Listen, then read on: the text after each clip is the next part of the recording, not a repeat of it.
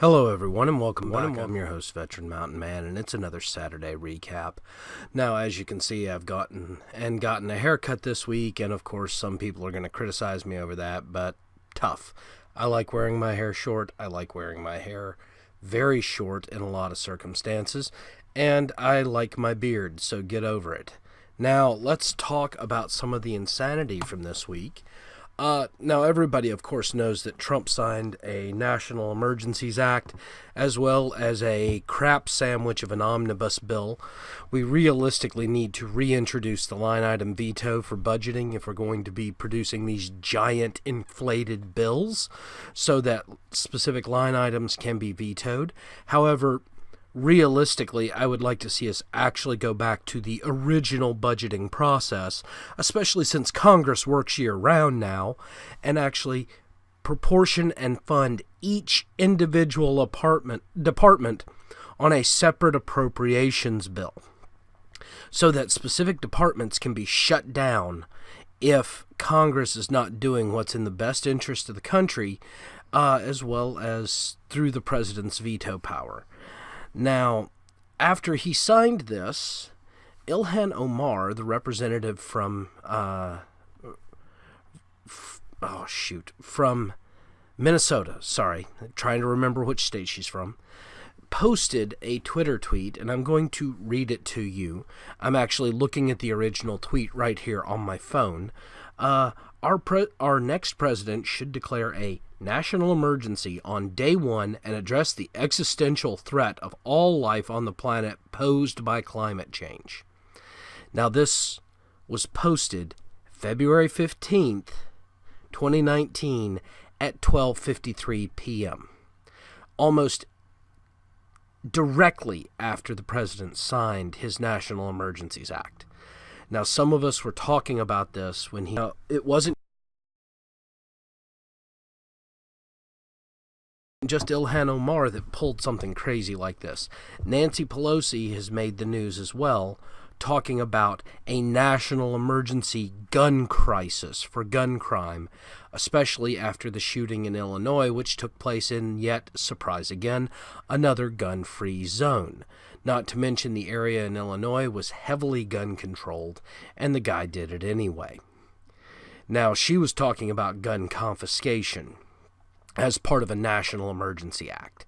I will say this to you right now, Representative Pelosi, you can have my guns from my cold, dead hands, because that's the only way you're getting them. Now, as for Representative Omar, I have one serious question for you that you don't seem to want to answer. What is your position on non-Muslim polytheists living in America? Because I know that most Sharia countries brutally disembowel and quarter polytheistic non-Abrahamic religions, because they're not allowed to pay the jizya and be a second-class citizen. They are treated as less than animals.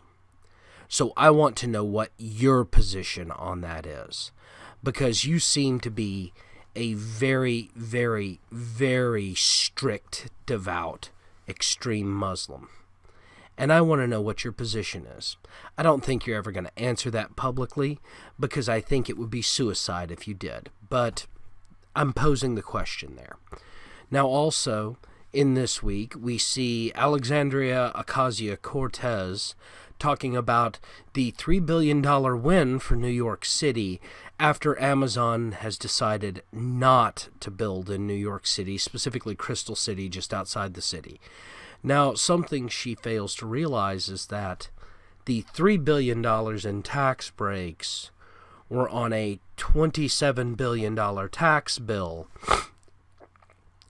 which meant that the city was going to net $24 billion in taxes. Now they net zero. There is no new money to spend, AOC.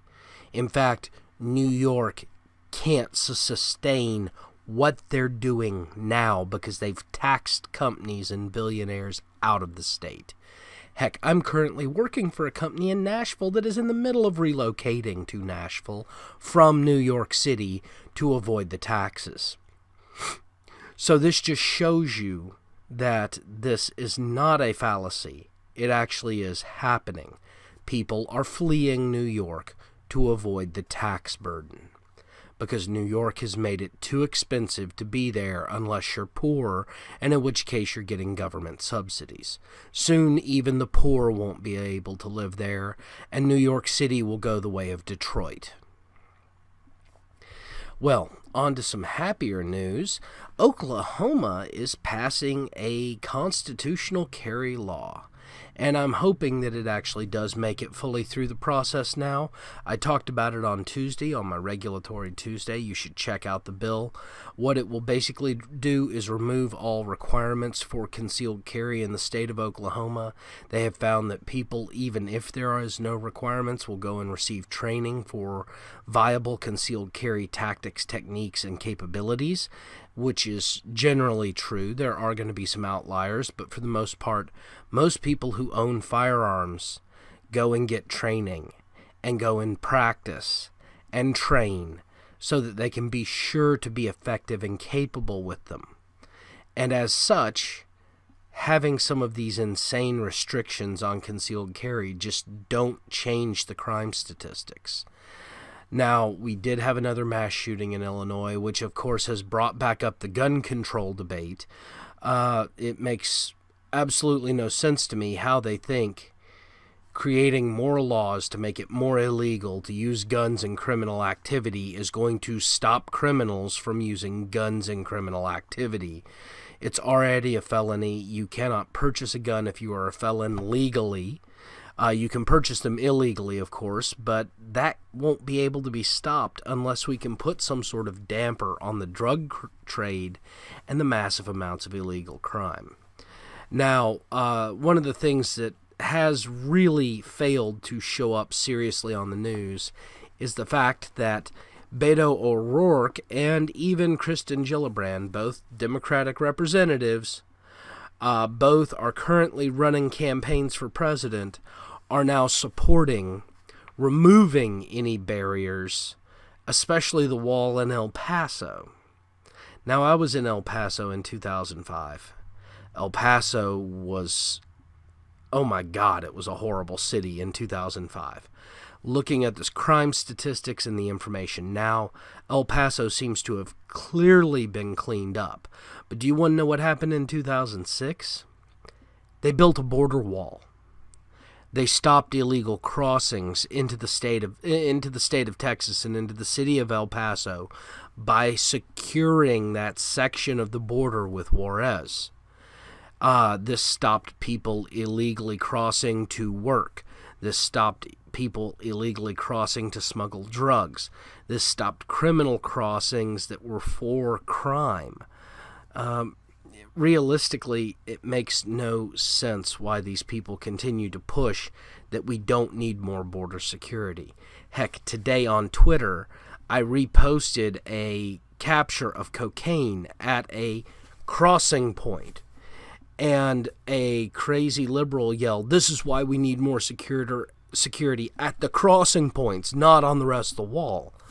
Well, the problem is if you can't forcefully funnel individuals to those crossing points through the use of physical deterrents such as barriers, then the security at those crossing points doesn't matter, because you can't secure the rest of the border.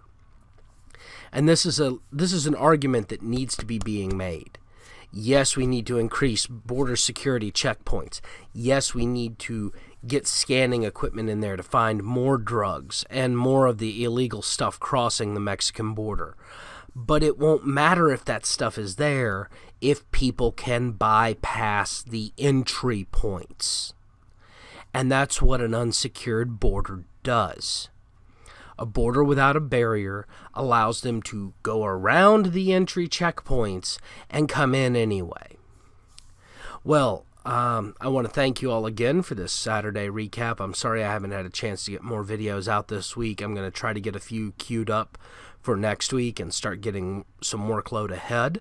Also, don't forget, I'm going to be doing some live streaming this weekend, including live streaming with Irate Prostate. He's going to interview yours truly, Veteran Mountain Man.